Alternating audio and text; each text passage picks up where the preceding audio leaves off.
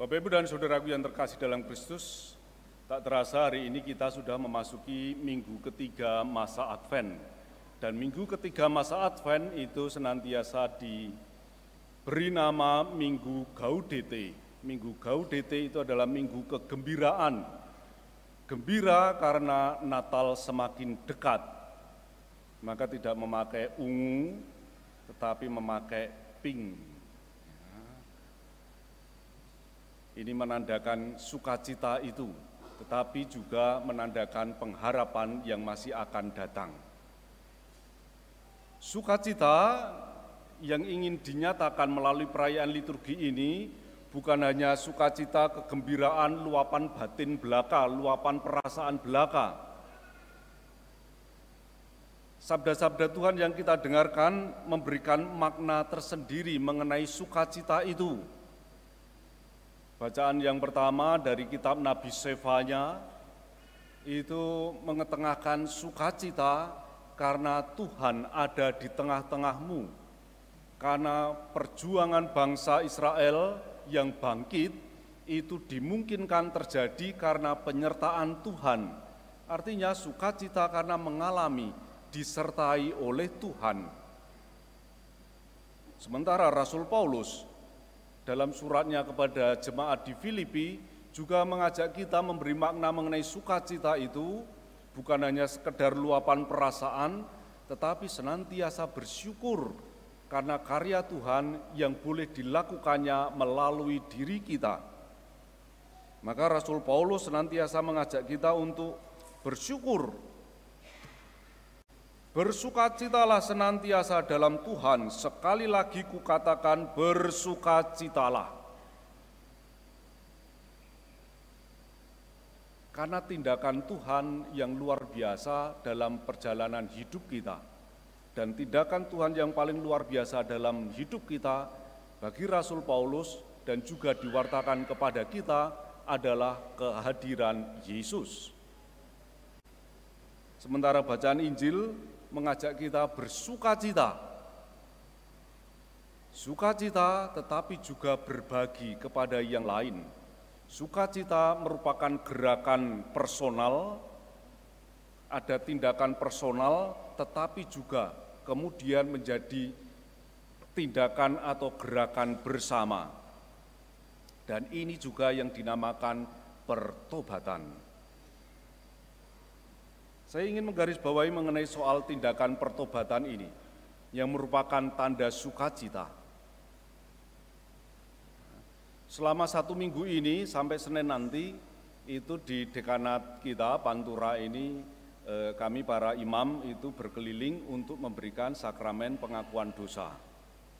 Senin yang lalu itu paroki kita, Selasa itu kemudian paroki Cikampek, Rabu itu paroki Pamanukan, Kamis itu paroki Resinda, Karawang, Jumat kemarin Purwakarta, nanti Senin itu di Karawang lagi.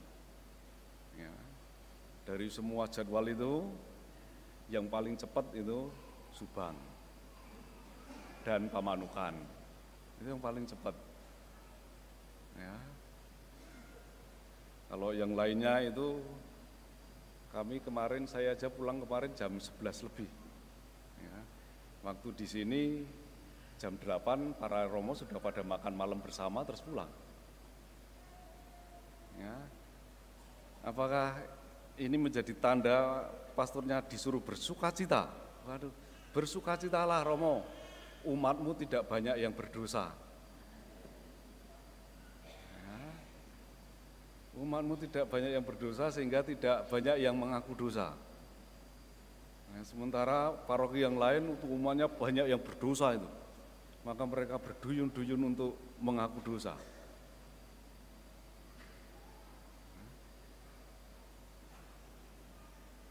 Apa yang ditampilkan oleh Lukas mengenai kisah Yohanes itu tadi, pertama-tama ingin menggarisbawahi greget itu bahasa Indonesianya apa ya? Getaran batin ini ya, yang menggerakkan diri Orang-orang itu tergerak untuk mendatangi Yohanes.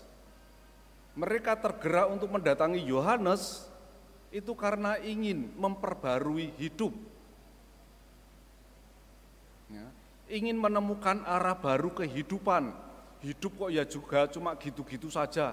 Ayo kita ingin memperbarui diri. Ayo datang.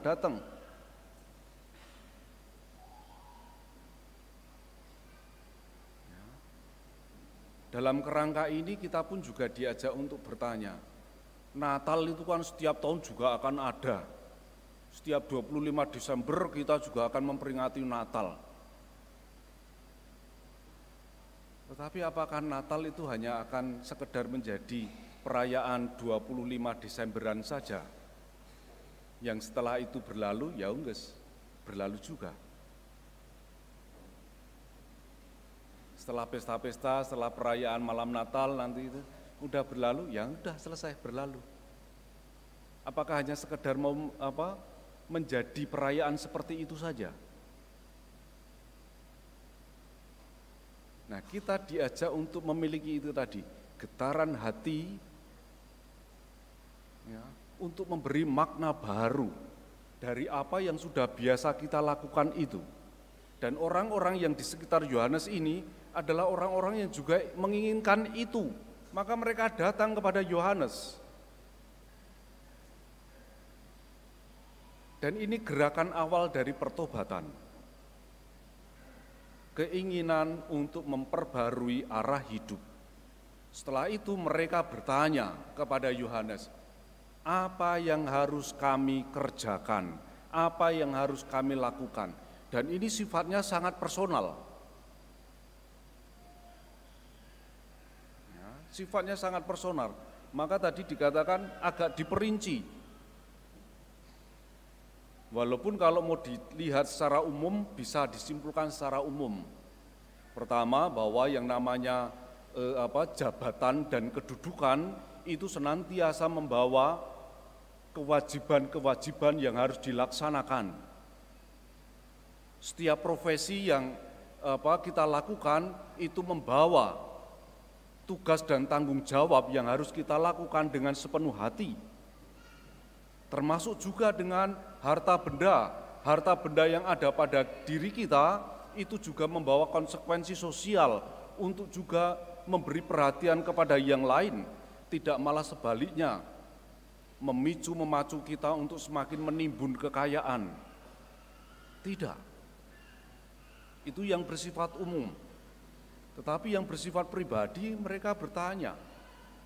Para pemungut cukai tadi datang kepada Yohanes bertanya, untuk kami apa yang harus kami lakukan? Yohanes dengan sederhana menjawab, jangan menagih melebihi yang telah ditetapkan.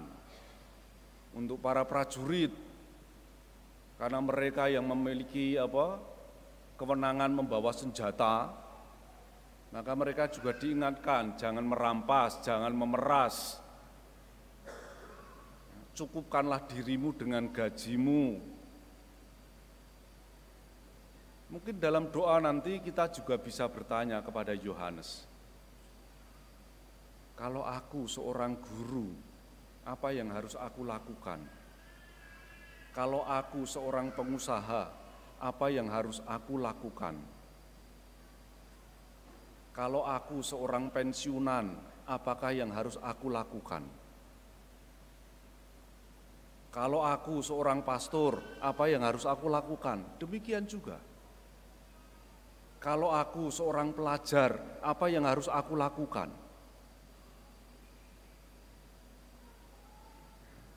Kita masing-masing diajak untuk secara personal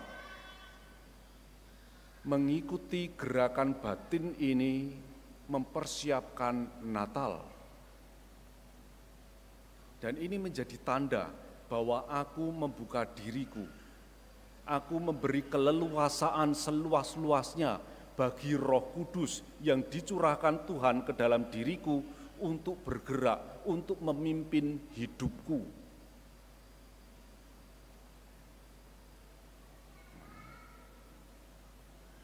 Hal yang demikian ini memang pada akhirnya juga akan membimbing kita atau secara umum boleh dikatakan memiliki tingkat moral yang baik,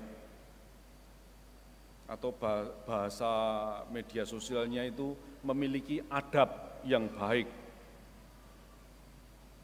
Tetapi pertobatan tidak selesai di situ, tidak berhenti di situ.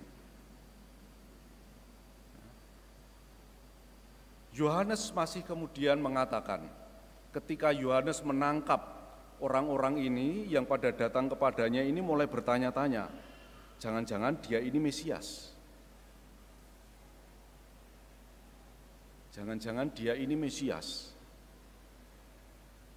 Tetapi inilah yang pertama yang harus digarisbawahi juga, ya, yang ingin ditunjukkan oleh Yohanes, bahwa pertobatan itu hendaknya juga sampai mengantar seseorang untuk berjumpa dengan Mesias. Dan ini terjadi pada pewartaan yang dilakukan Yohanes. Orang-orang itu sampai kemudian bertanya-tanya, apakah dia ini Mesias? Ada kerinduan untuk berjumpa dengan Sang Mesias.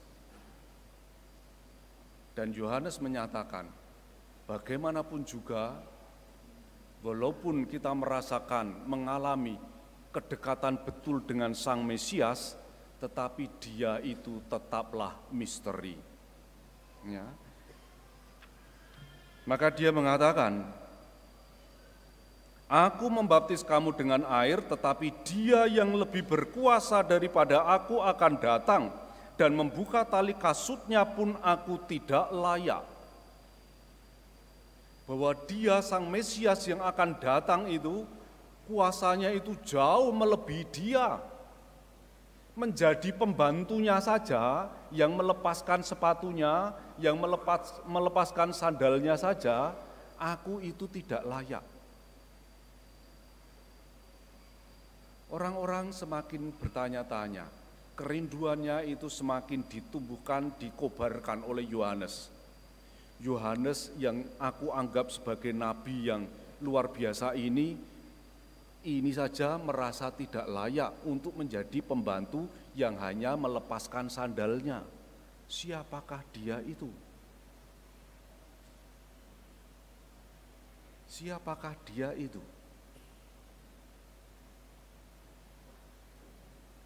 Ada kerinduan dan mengalami kedekatan, siapa saja boleh datang kepadanya untuk bertobat, siapa saja boleh datang kepadanya untuk menyatakan kerinduannya, tetapi juga disadari dia tetaplah misteri yang tak terjangkau. Dia tetaplah yang berkuasa.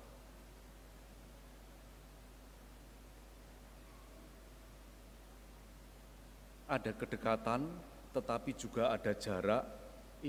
Inilah kehidupan rohani, ketegangan rohani yang senantiasa akan membuat diri kita melangkah terus maju ke depan. Aku tidak ingin memeluk dia sebatas apa yang aku pikirkan mengenai dia, tidak. Dia tidak akan pernah bisa aku pahami hanya dengan otakku yang kecil ini. Namun yang pokok adalah kasih-Nya memanggil aku untuk datang kepadanya. Kasih-Nya mengizinkan aku untuk memiliki kerinduan dekat dengannya. Dan oleh karena itu, hari Minggu ini kita diajak bersukacita. Bersukacitalah. Maka mari kita maknai sukacita minggu ini dengan gerakan pertobatan. Kita melihat gejolak batin kita, kerinduan kita untuk datang kepadanya, untuk melakukan apa yang Ia kehendaki, untuk memberi ruang bagi Roh Allah membimbing, memimpin hidup kita, dan juga mengantar kita memahami misteri kehadirannya yang begitu luar biasa. Semoga Natal tahun ini sungguh memberikan makna yang baru bagi hidup kita. Tuhan Yesus memberkati.